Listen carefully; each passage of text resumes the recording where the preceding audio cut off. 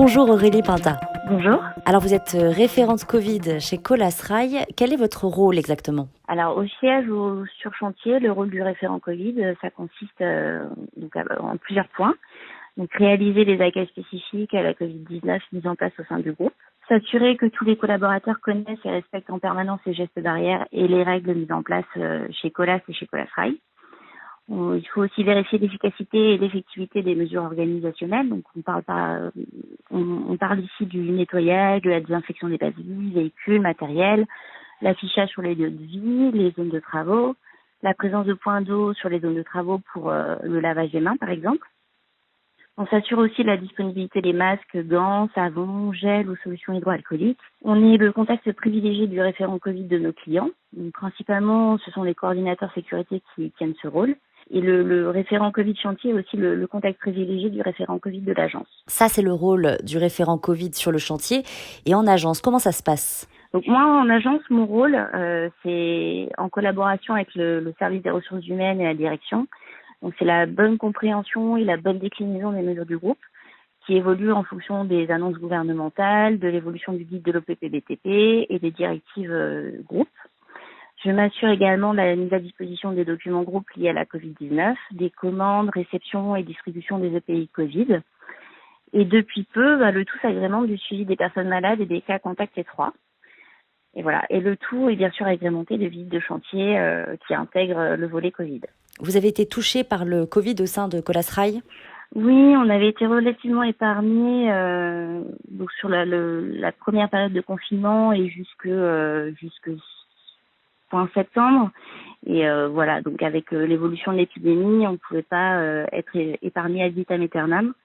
Donc voilà, on a quelques malades qu'il faut suivre. Comment se sont déroulés vos premiers pas en tant que référente Covid au printemps dernier ? Alors ça a été compliqué, mais on a travaillé en amont avec la direction de l'agence et l'encadrement des projets sur la reprise.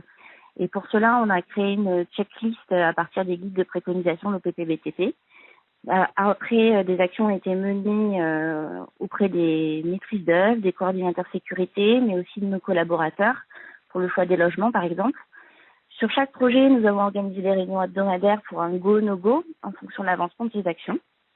Et ensuite, chaque redémarrage s'est bien déroulé et surtout dans la sérénité grâce à la direction qui a fait le déplacement pour parler aux collaborateurs et expliquer que tout était mis en œuvre pour leur santé. Quelle est la mesure qui a été la plus difficile à faire adopter ? Je pense que le port du masque chirurgical a été la plus difficile car cela a représenté une contrainte pour tous et en particulier pour nos collaborateurs sur le terrain.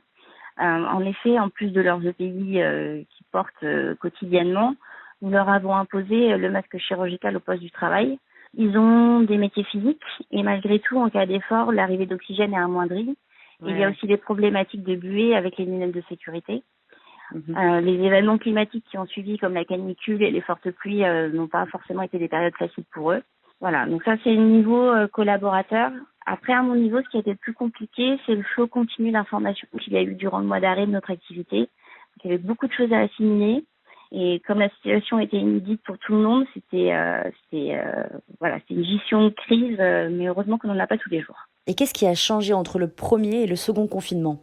Alors, entre les deux périodes de confinement, ce qui a le plus évolué, ce sont les cas positifs au Covid-19. On a des cas positifs chez nos collaborateurs et après, il faut évidemment traiter les éventuels cas contacts étroits, parce qu'il peut éventuellement y en avoir, même malgré toutes les mesures qu'on a prises pour éviter la propagation de l'épidémie.